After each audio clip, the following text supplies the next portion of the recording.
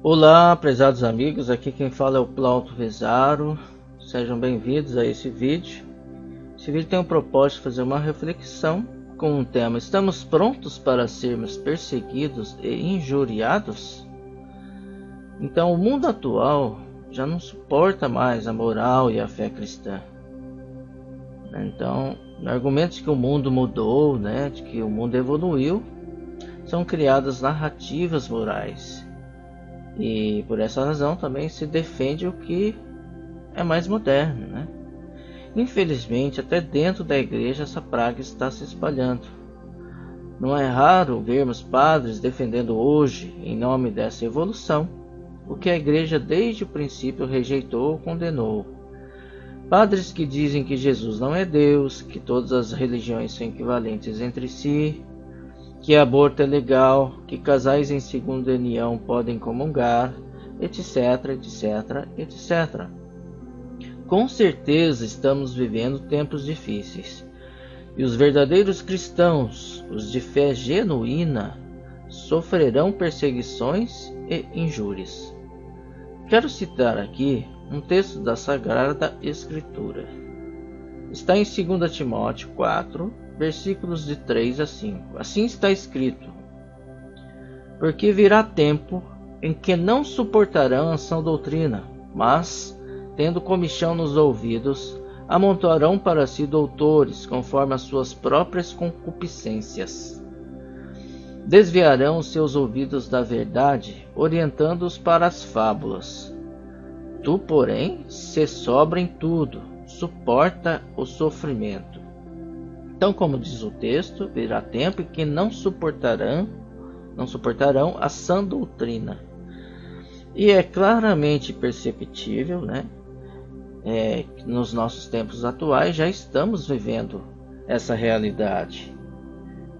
Percebemos que as pessoas não têm mais o interesse de buscar a verdade. O interesse da pessoa hoje é fazer a sua própria verdade. Existe um ditado que diz assim: quem não vive como pensa, acaba pensando como vive. Repetindo, quem não vive como pensa, acaba pensando como vive.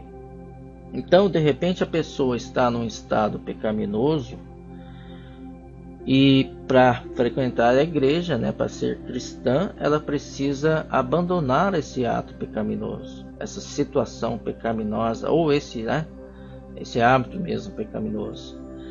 Então, para ela é muito mais cômodo seguir uma outra religião que diz que aquilo não é pecado, do que seguir o cristianismo, seguir a igreja católica, que diz para ela que ela precisa se arrepender e mudar de vida.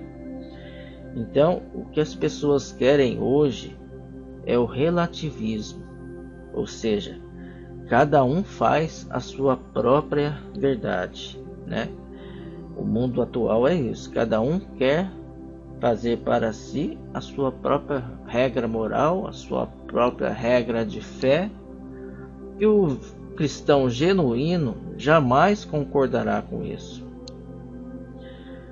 São Paulo dizia: a igreja é a coluna e o sustentáculo da verdade.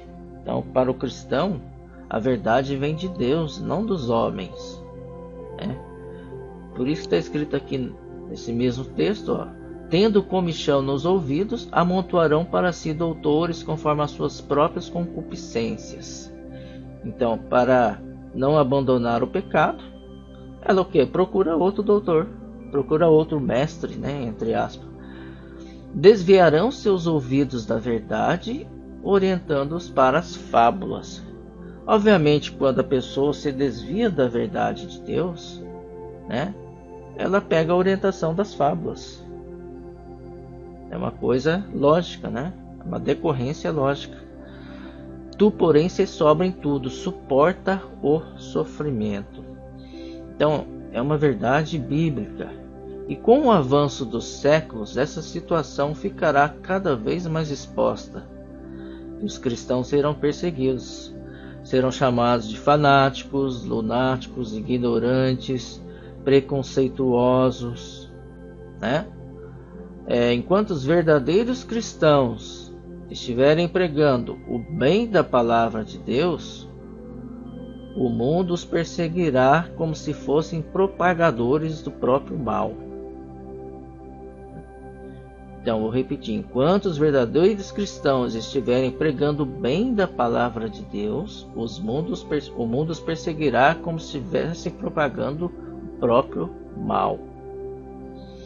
Contudo, como diz a Escritura, suportemos o sofrimento e, como está escrito em Tito 2:1, sejamos firmes para proclamar a sã doutrina. Jesus nos alertou sobre isso. Podemos ler em João 15:20. Diz ele: lembrai-vos da palavra que vos disse, o servo não é maior que o Senhor. Se eles me perseguiram, também vos perseguirão. Então, é uma decorrência lógica do caminho de Cristo, né? Se Cristo, que é o Senhor, sofreu tempestades e perseguições, os seus servos, que são os seus seguidores, né, traçando o mesmo caminho que ele traçou, consequentemente também sofrerão, né, as mesmas perseguições, as tempestades. Então Cristo já nos tinha alertado sobre isso. Devemos estar preparados para as perseguições. Se desejamos realmente permanecer de pé diante de Cristo, não podemos deixar de proclamar a verdade da fé cristã.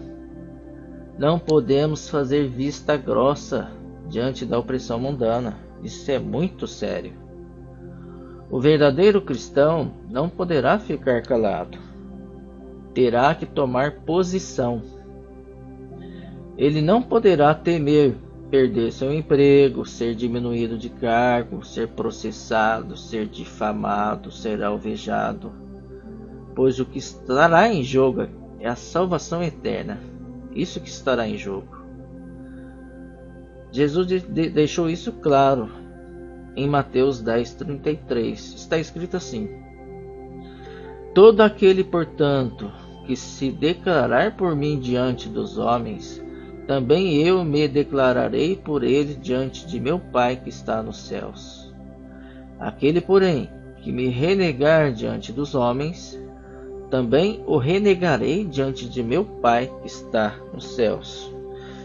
Meus amigos, não podemos renegar Jesus diante dos homens, porque isso implicará, né, na renegação nossa diante do Pai por Jesus Cristo.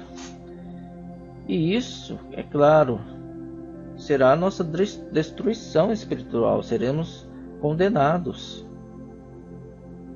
que é o pior mal que pode nos abater, é a nossa condenação eterna, né? Então não poderemos afrouxar. Então temos que pedir o auxílio do Espírito Santo para nos fortalecer e sermos fiéis até o último momento. Pensando na história do cristianismo, né, a gente percebe que sempre houve perseguições, difamações, injúrias, e os cristãos recebiam isso em troca de suas pregações, né? Esse era o presente que eles recebiam em troca das suas pregações cristãs, das suas pregações das verdades da fé, da moral. Isso que os santos receberam: perseguições, difamações, injúrias e até mesmo martírios, né? Vou dar 2 exemplos aqui, entre milhares que eu poderia pegar, né? Vou dar o exemplo de São Sebastião e Santa Águeda. São Sebastião viveu no século III e foi um soldado romano de guarda de elite do imperador da época, Diocleciano, ferrenho perseguidor dos cristãos. Sebastião se converteu ao cristianismo e proclamava a sua fé abertamente, até mesmo no âmbito em que ele vivia, que era um âmbito anticristão. Descoberto, foi condenado à morte. Foi amarrado a um tronco e levou tantas flechadas que diz a narrativa que seu corpo parecia um ouriço. Mas embora mortalmente ferido, foi milagrosamente curado. E não pensou duas vezes. Corajosamente voltou ao imperador e o repreendeu por praticar o mal, dizendo-lhe que para ser salvo deveria abraçar a fé em Jesus Cristo. Indignado, o imperador deu a ordem de morte novamente. E assim São Sebastião foi martirizado. Já Santa Águeda viveu também no século III, na época do imperador Décio. Morava em Catânia, Sicília.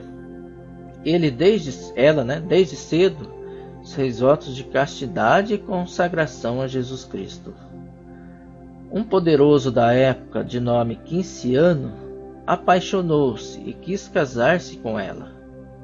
Mas ela se negava, devido aos votos que já tinha feito. Por isso foi perseguida e torturada.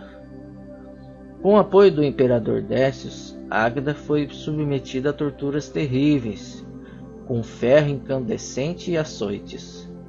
E depois de um longo período de torturas, Quinciano mandou que lhe arrancassem os próprios seios. Veja só que absurdo, que aberração. Quinciano mandou que lhe arrancassem os seios. Dali levaram ela para o calabouço em agonia e deixaram ela trancada sem nenhum medicamento. Durante a noite, São Pedro lhe apareceu e lhe deu a graça da cura total. Pela manhã, ao ver Águeda totalmente curada, ao invés de se converter, Quinciano mandou arrastá-la entre carvão em brasas e vidros. E durante esse martírio houve um grande terremoto por causa do vulcão Etna. Quinciano, pouco tempo depois, faleceu, porque o seu cavalo o derrubou dentro de um rio, do qual morreu afogado. Interessante, no aniversário de morte de Santa Águeda, o vulcão Etna entrou em erupção. Os moradores pediram a intercessão da santa e a lava simplesmente parou e cessou a erupção. Por essa razão, hoje Santa Águeda é invocada contra erupções e terremotos. Então eu quis trazer esses dois exemplos, exemplos heróicos, de dois santos que foram fiéis a Cristo até a morte. Então, que eles sejam exemplos para nós como cristãos fiéis, dispostos a enfrentar as diversidades, para defender a verdade de Cristo e da Igreja. E apesar da aparente tragédia, esses dois santos foram vencedores, Não podemos ter dúvida disso. Foram verdadeiros vencedores, pois conquistaram o prêmio final, o prêmio mais valioso, que é a vida eterna com Deus. Todo cristão fiel está destinado a essa sorte final. Eu costumo dizer que todo cristão é um sortudo, pois está destinado para a pátria celeste, que é a pátria que Deus preparou para os seus escolhidos. E todo cristão deve se alegrar, pois deve ter em mente, que esse prêmio final lhe será concedido pelas mãos do próprio Senhor Jesus Cristo. Espero que essas reflexões tenham te inspirado. Peçamos o auxílio do Espírito Santo para que possamos cumprir fielmente o nosso dever de cristão. Fiquem com Deus e até o próximo vídeo.